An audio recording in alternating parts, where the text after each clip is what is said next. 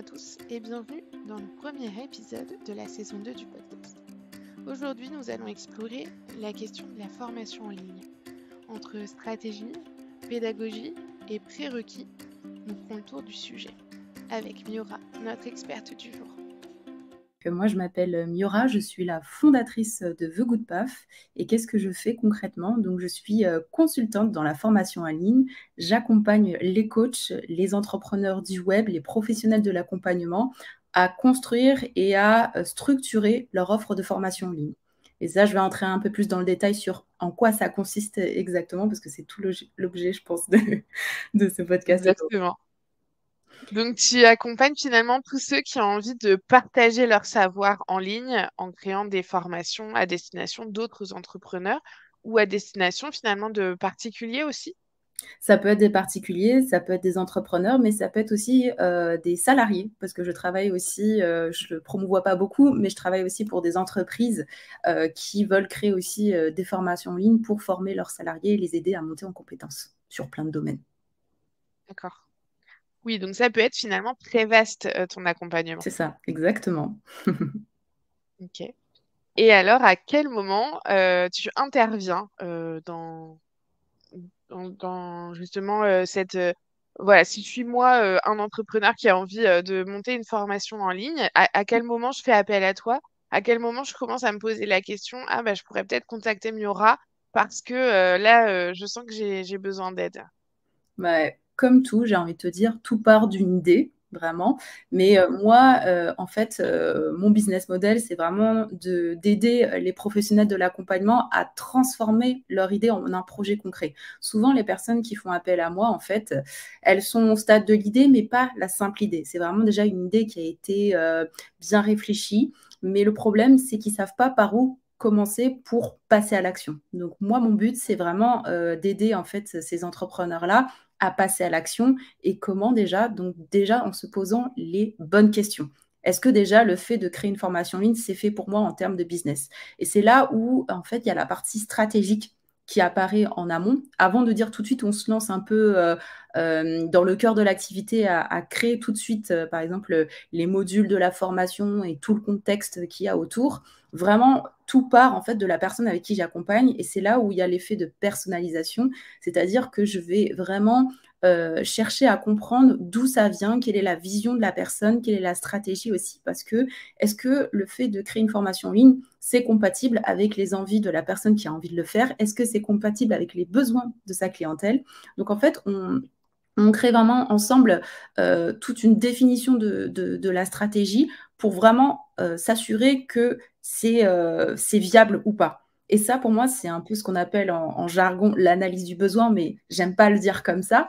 Mais vraiment, l'idée, c'est de se dire qu'on pose à plat les choses pour se dire de quoi on a besoin. Et même en termes de ressources, parce que c'est pas la même chose si on part de rien et qu'on doit tout créer, ou au contraire, si on a déjà des ressources existantes, par exemple l'existence d'un podcast, du contenu qu'on a déjà créé comme des articles de blog, du contenu qu'on crée sur les réseaux sociaux, ou même du contenu qu'on crée, par exemple, lors d'accompagnement. Moi, par exemple, j'accompagne énormément de coachs. Les coachs en question, parfois, ils ont déjà créé des guides, ils ont déjà créé des exercices. Donc, tout ça, en fait, on recense déjà ce qui a été fait en amont pour voir comment on pourrait le réexploiter, justement, ou pas, dans la formation en ligne. Et puis après, en termes de besoins aussi, au niveau financier, c'est important de savoir aussi si est-ce qu'on a les finances pour. Alors, quand j'ai les finances pour, c'est-à-dire en termes de matériel, en termes de temps aussi. Et là, j'allie aussi le budget financier aussi au temps. Est-ce qu'on a la disponibilité aussi pour le faire? Parce que si aujourd'hui, on est avec beaucoup de clients accompagnés et qu'à côté de ça, en fait, on n'a pas la possibilité de se dégager du temps, c'est compliqué, en fait. Donc, l'idée aussi, c'est vraiment de faire le point, on va dire une vision à 360 de tout ce qu'on a. Et puis après, en termes de stratégie, de poser les bases sur, en termes marketing, qu'est-ce qu'on a? En termes d'accompagnement, qu'est-ce qu'on a? En termes d'animation, est-ce qu'on est à l'aise ou pas? Et une fois qu'on a fait ça, c'est là qu'on peut se dire, OK, on peut déjà aller sur telle ou telle orientation. Et moi, ma plus-value, c'est vraiment, donc comme je disais, d'aider à passer à l'action, mais surtout étape par étape. Donc on ne voit jamais le haut de la montagne parce que sinon, on se décourage vite. Mais l'idée, c'est vraiment de se dire que on a un plan d'action qui nous permet d'aller étape par étape. Et c'est ce que je présente justement à mes clients quand on est en accompagnement. Comme ça les rassure déjà d'une part. Et surtout, ça leur permet de valoriser leur progression et de se dire que, ouais, super, j'ai fait ça. Et maintenant, je peux passer à la suite. Parce que créer un programme en ligne ou une formation en ligne, eh ben, c'est chronophage, il ne faut pas se mentir. Et du coup, on peut très vite se décourager si on n'est pas un minimum organisé, structuré. Donc, c'est pour ça que j'accompagne aussi sur toute l'organisation, la structuration et un peu être la boussole en fait des personnes en fait qui savent pas par où commencer. Oui. Et donc, si je résume, toi, tu vas commencer finalement en faisant un mini audit pour voir l'existant, où est-ce qu'on en est aujourd'hui et sur quelle base on part. Peut-être aussi sur un choix finalement des bases sur lesquelles on part, puisqu'on va peut-être pas tout prendre, on va laisser Exact. quelque chose de côté pour être sûr d'être pertinent par rapport à son objectif. Et puis ensuite, tu viens finalement aider à construire l'escalier pas à pas et marche par marche pour arriver à atteindre l'objectif. Est-ce que du coup, tu interviens sur toutes les marches ou est-ce que une fois qu'on va avoir construit peut-être le programme, etc., tu vas venir déléguer à d'autres métiers les lancements marketing, la publicité. Est-ce que tu viens t'entourer d'une équipe pluridisciplinaire? C'est une très bonne question et effectivement, c'est ce que je fais. C'est-à-dire que moi, j'interviens vraiment sur la partie, donc comme tu l'as compris, stratégique et pédagogique. Donc évidemment, avec mes clients, on va faire justement le choix de bien délimiter ensemble. Donc c'est de la co-construction. C'est-à-dire que si moi, je travaille toute seule, ça ne marche pas et eux non plus de leur côté. Mais en revanche, on se met bien d'accord sur la définition des objectifs de la formation. Et ensuite, c'est comme ça qu'on va créer, comme tu disais, l'escalier pédagogique pour savoir qu'est-ce qu'on retient, qu'est-ce qu'on ne retient pas. Parce qu'une formation en ligne, en fait, c'est pas le fait de divulguer tout son savoir, bien au contraire, mais c'est de sélectionner, en fait, les bons éléments, Pertinent. voilà, pertinents, qui répondent à l'objectif pour que derrière, bah, les clients de mes clients puissent savoir comment progresser. Et effectivement, comme tu l'as compris, l'écosystème de la formation en ligne est très riche et très vaste et on ne peut pas tout faire.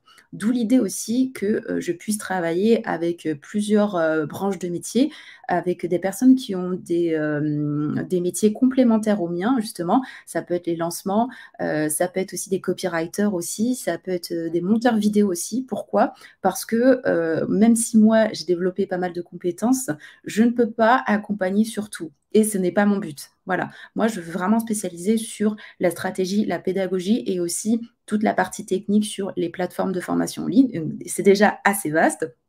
Et après, je m'entoure de personnes justement qui sont à mes côtés, comme aussi des community managers aussi. Pourquoi? Parce que quand on crée un programme en ligne, eh ben, en fait, c'est comme un projet en fait, qu'on doit suivre de A à Z et il y a pas mal de personnes qui gravitent autour. Et plus on fait développer son projet, plus il prend de l'ampleur, évidemment, et plus on ne peut pas tout faire tout seul, d'où le fait aussi de penser bah, soit à un moment donné à déléguer et surtout à processer. Donc moi aussi, je leur apprends justement à créer des process par rapport à ça en leur disant, ben voilà, par rapport à tes ressources, où tu pourrais les mettre si jamais quelqu'un venait à travailler avec toi.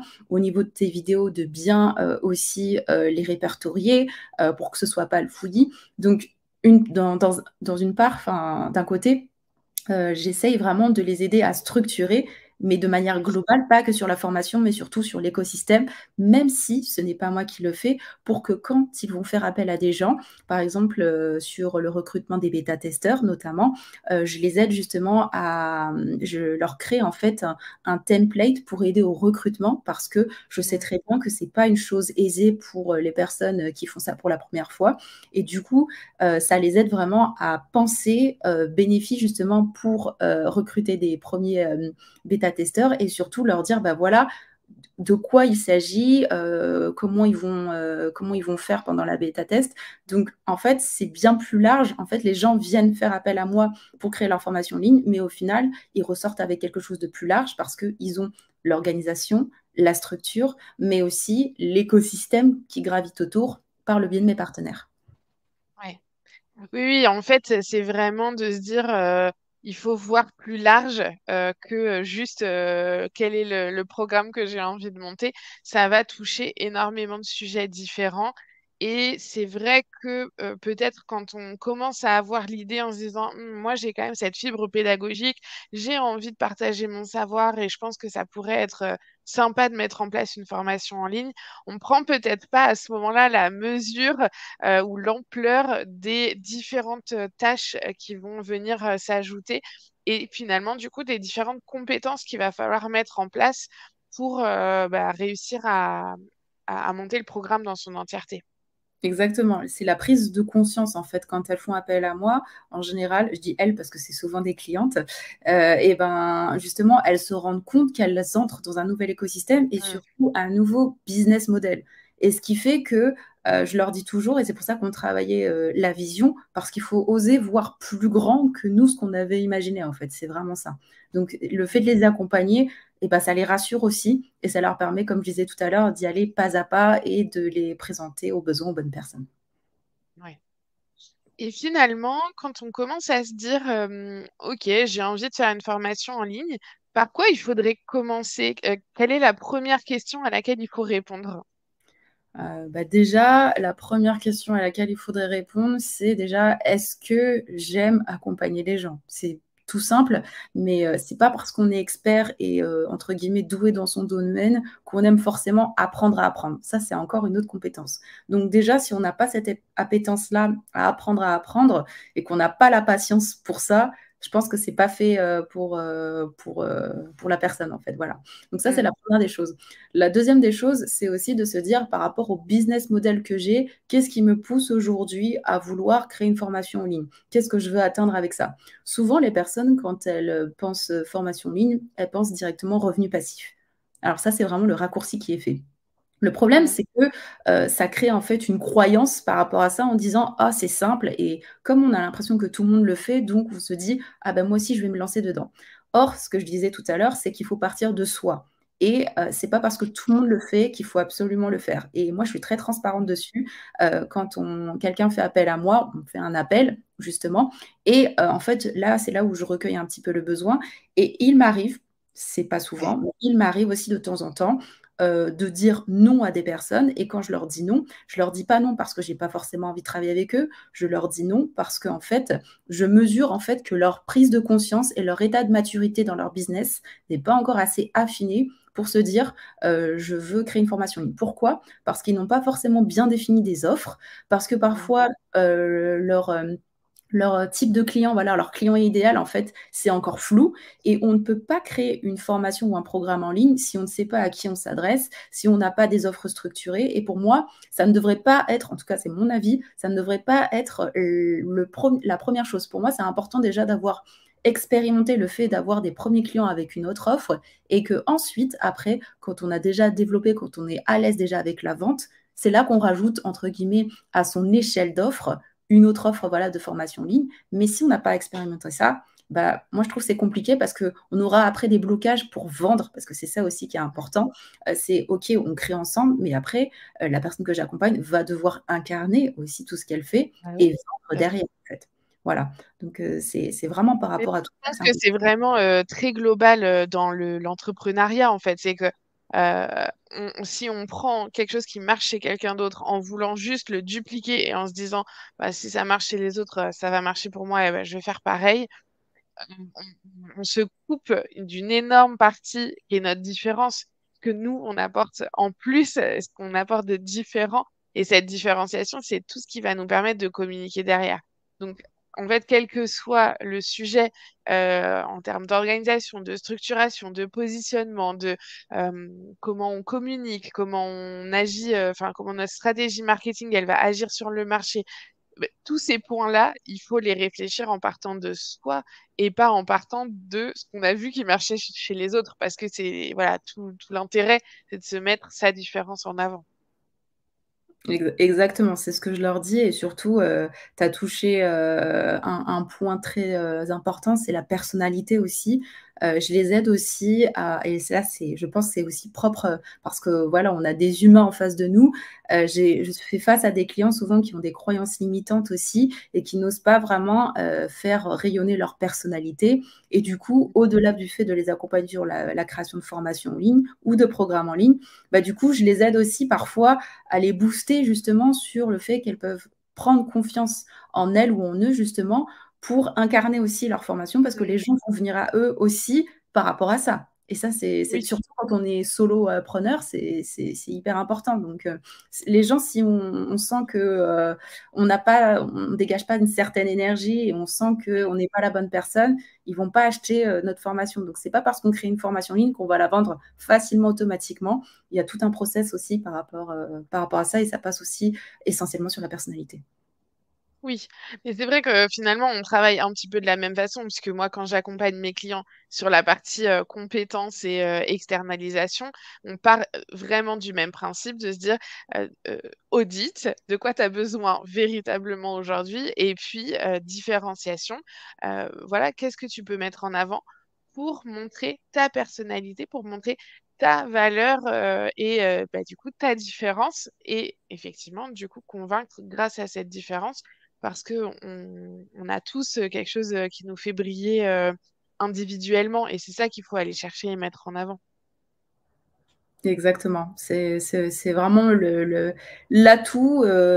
Aujourd'hui, moi-même, en fait, je le cherchais avant, quand je m'étais lancée, et j'ai travaillé sur ça depuis. Mm. Et c'est ce que je dis à mes clientes, par exemple, moi, c'est vraiment le fait de créer sa formation en ligne, mais aussi d'avoir cette dimension stratégique que parfois on ne voit pas suffisamment. On voit beaucoup la dimension marketing, mais la stratégie business aussi assimilée à ça avec la stratégie pédagogique, on ne la voit pas souvent. Et du coup, ce que je dis à mes clients, c'est que si vous faites appel à moi, bah, je vais vous pousser sur la stratégie aussi parce que c'est peut-être quelque chose qui vous paraît inconfortable, mais pour autant, c'est aussi s'assurer d'avoir des bases solides et aussi d'avoir un plan d'action sur les années à venir sur ce projet-là. Mm. Et justement, quelle est l'erreur un peu commune qu'on fait quand on commence à réfléchir à formation en ligne? L'erreur que tu vois la plus souvent, voilà, quelque chose de... voilà, je vois ton sourire, je pense que tu as identifié. Oui, bah, justement, moi, la première erreur, je dirais que je vois le plus souvent, c'est foncer tête baissée. C'est-à-dire, ah ouais, moi j'ai plein d'idées, hop, et puis du coup, mes idées, je les transforme tout de suite en modules et je couche sur le papier, entre guillemets, déjà tout ce que j'ai. Alors qu'en fait, comme je disais en amont, bah, il y a toute cette dimension stratégique avant à prendre en compte.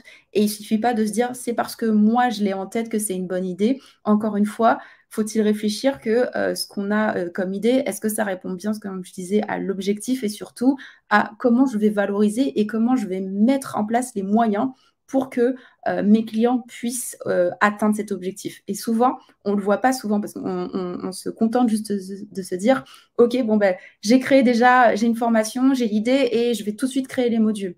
Bah oui, mais en fait, si tu ne sais pas aussi dans quel but, pourquoi tu le fais, à qui tu t'adresses, tout ça, et que ce n'est pas très clair, bah, les modules aussi, ils vont avoir peu de consistance et ce n'est pas le but en Mm. fait. Et ce qui fait, c'est ce qu'on retrouve malheureusement aussi sur le marché des formations où on se dit, j'ai pas l'impression d'avoir beaucoup appris ou j'aurais appris la même chose avec des vidéos sur YouTube.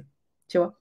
Et c'est là où on fait la distinction entre formation et information.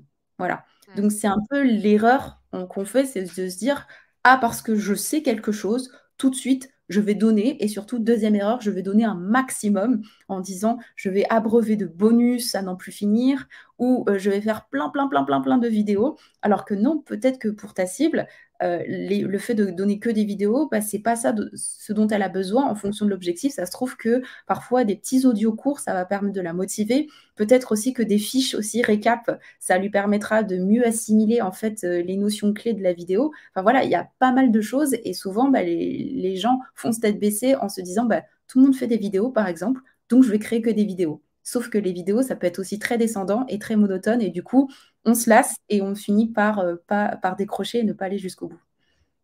Oui, c'est ça. Alors que si on s'était écouté et que nous, on aime bien mêler audio, vidéo, texte, petits jeux, petit exercice, eh ben finalement, ça aurait pu être notre élément différenciant de tous nos concurrents qui font également de la formation en ligne sur ce sujet-là, finalement.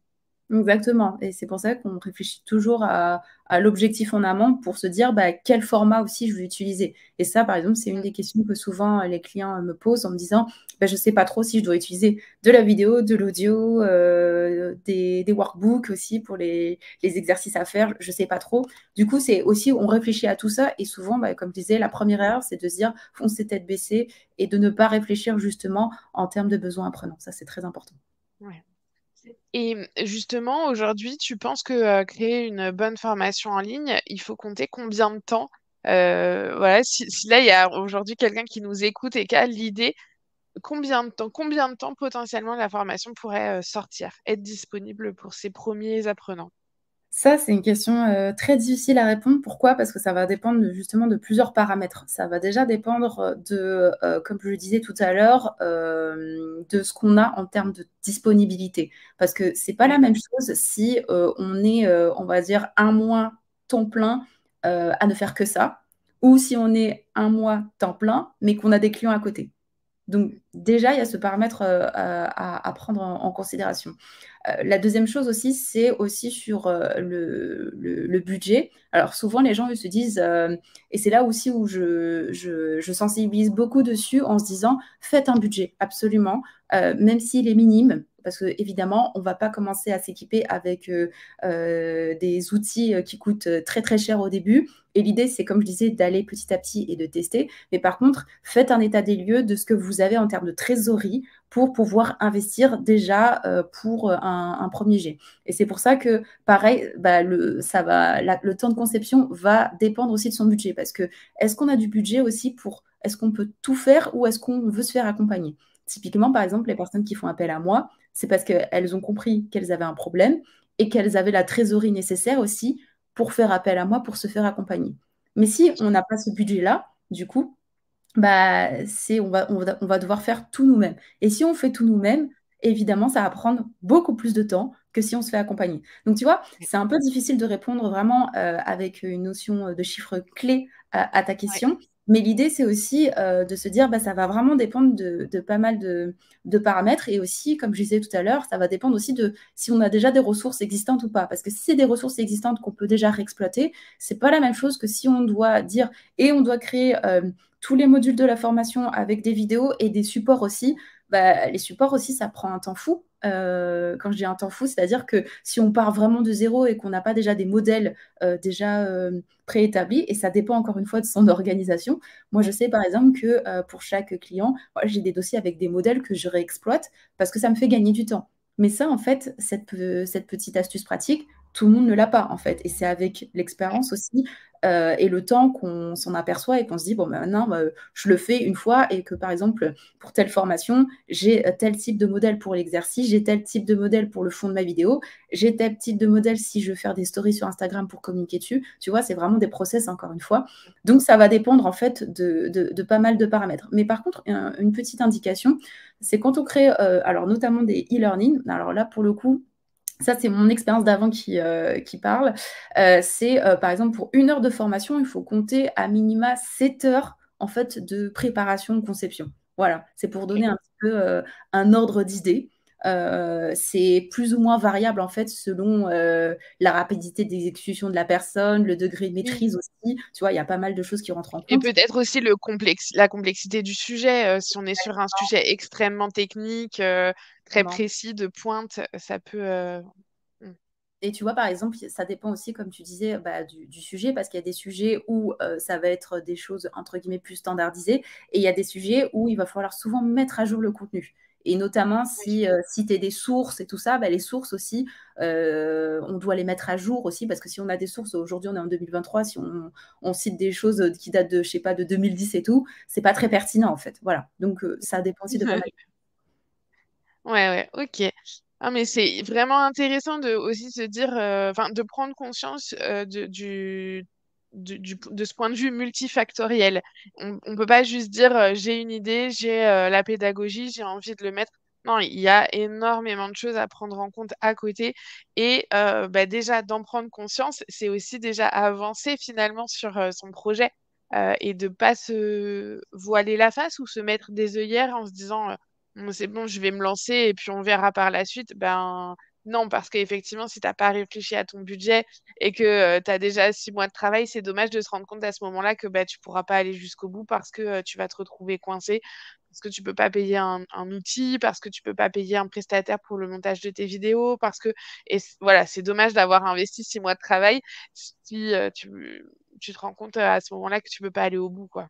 Exactement, et on n'a pas parlé du temps de formation. Si on n'a pas le budget et tout ça, on doit aussi se former aussi, et le temps de formation aussi, ça rentre en ligne de compte aussi dans tout ça.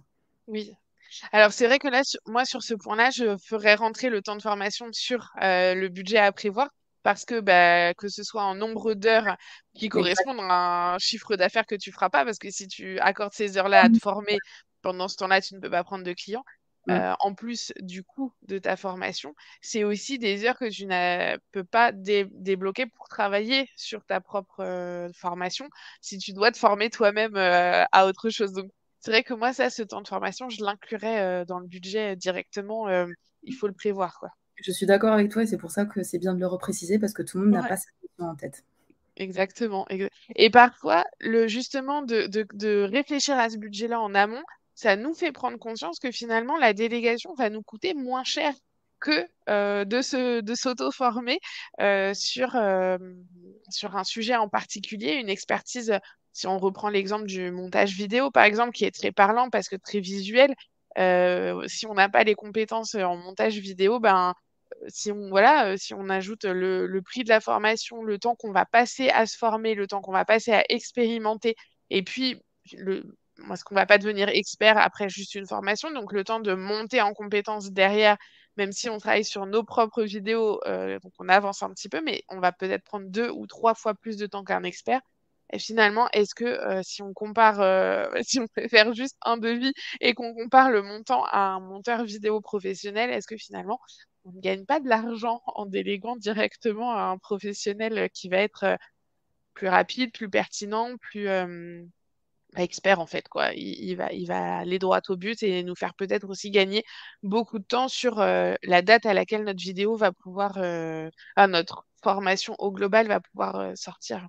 Exactement, c'est ce que je leur dis dès le début, c'est: est-ce que vous avez une date, une échéance? Ça, c'est important quand vous fixez des objectifs aussi pour ce projet-là, et surtout si vous voyez que c'est pas compatible, en termes d'échéance, si vous devez tout faire vous-même, pensez justement à créer un budget pour vous faire accompagner et déléguer, effectivement. Ouais, ouais, complètement.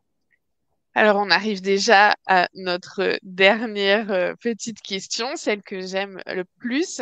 Quel est le conseil que tu pourrais donner aux personnes qui nous écoutent et qui auraient justement cette petite idée derrière la tête de lancer une formation en ligne? Déjà, le premier conseil, c'est déjà de vous écouter. C'est bête, hein, mais en disant, «Pourquoi j'ai envie de faire ça déjà? Pour quel but?» Comme je disais tout à l'heure, vraiment vous poser les bonnes questions, parce que il y a personne d'autre qui pourra répondre à ces questions, tout part de soi, et surtout, encore une fois, essayez de vous projeter, de vous visualiser aussi avec ce projet. Est-ce que vous voyez, l'emmener loin dans votre business? Est-ce que vous le voyez comme quelque chose qui définit aussi votre business? Parce que ça va définir l'ampleur et le temps et les priorités que vous souhaitez investir aussi à ce projet. Si vous pensez que ça va être un projet qui va prendre de l'ampleur dans votre business et que vous vous projetez avec ça, donc dès maintenant, il faut penser à prioriser son temps et se dire: «Bon, voilà, je prends les décisions nécessaires». Alors quand je dis ça, ça a l'air hyper simple, mais dans les faits, je sais que c'est pas simple et que la réflexion peut durer dans le temps. C'est-à-dire que prenez-vous le temps de la réflexion. S'il vous faut, par exemple, 3 mois pour, bien réfléchir, poser les choses à plat, vous demander, quel budget je dois avoir, et si vous n'avez pas le budget immédiatement, pensez justement à mettre de côté au fur et à mesure. Faites-le, en fait. Mais le but, c'est pas de vous mettre des obstacles, on va dire, inutiles, mais d'anticiper encore une fois. Et c'est ça la clé aussi d'une formation en ligne, enfin de la création d'une formation en ligne, c'est l'organisation, l'anticipation. Donc vous l'avez compris justement en écoutant l'épisode, c'est sur plein de leviers possibles et sur le fait aussi de votre capacité à faire les choses seul ou pas. Voilà, donc déjà c'est vraiment ça. Pensez à bien vous écouter par rapport à ça et ne pas subir les injonctions des autres en disant ah mais tu ne fais pas de formation en ligne pour faire évoluer ton business, mais ce n'est pas bien ou des choses comme ça. Non, non, en fait, c'est pas fait pour tout le monde. Ça, c'est une chose, c'est pas fait pour tout le monde et c'est pas parce que vous avez l'impression que tout le monde le fait qu'il faut le faire. Il faut vraiment bien réfléchir en amont sur vos besoins d'expansion, vos besoins actuels aussi et la réalité de ce que vous pouvez faire dans un premier temps. Et encore après, y aller petit à petit, comme je le disais. On ne peut pas tout faire d'un coup. Donc, l'idée aussi, ce que je vous conseille, c'est de vous fixer des objectifs aussi, mais réalistes pour, vous motiver et aussi vous entourer. Je vous conseille aussi, troisième conseil, vraiment de vous entourer aussi pour en parler à des gens, parce que plus vous allez en parler, plus les gens vont se dire « Ah, mais tiens, un tel m'a dit qu'il crée une formation sur ça, est-ce que ça pourrait t'intéresser ?» Voilà. Et plus vous allez en parler, plus vous allez être à l'aise aussi pour pitcher dessus. Et ça, c'est important aussi parce que tout de suite, les gens vont savoir si immédiatement ça peut coller ou non à leurs besoins. Et surtout, en fait, vous allez pouvoir les accompagner. Ouais, complètement. Plein de bons conseils, hein. On partait pour un, on en a trois. Que demander de plus? Merci en tout cas, Miura, d'être venue au micro aujourd'hui, d'avoir partagé tes conseils, ton savoir et puis surtout les points les plus importants à bien prendre en compte. Je suis sûre que ça va aider pas mal de personnes. Donc vraiment, un grand merci à toi d'avoir été parmi nous aujourd'hui. Avec un grand plaisir. Merci à toi, Marine, pour l'invitation. Et puis, j'espère que ces conseils vous auront aidé à vous poser les bonnes questions et peut-être vous lancer. Et voilà, c'est déjà la fin de cet épisode. J'espère que tu as apprécié autant que moi cette conversation enrichissante. Je suis Marine, consultante RH et facilitatrice de succès pour les indépendants passionnés. Mon rôle, révéler tes compétences clés et t'aider à bâtir l'équipe parfaite pour réaliser tes rêves. Si tu souhaites en savoir plus sur comment je peux t'aider à libérer ton potentiel, révéler tes compétences ou optimiser ton organisation, contacte-moi via les liens en description. Tu y retrouves aussi toutes les infos concernant notre invité du jour. N'oublie pas de t'abonner au podcast pour ne manquer aucun des prochains épisodes et partage-le autour de toi pour m'aider à grandir. Si tu as des questions, des commentaires ou si tu souhaites partager ta propre expérience, n'hésite pas à me contacter. Rendez-vous dans 2 semaines pour un nouvel épisode.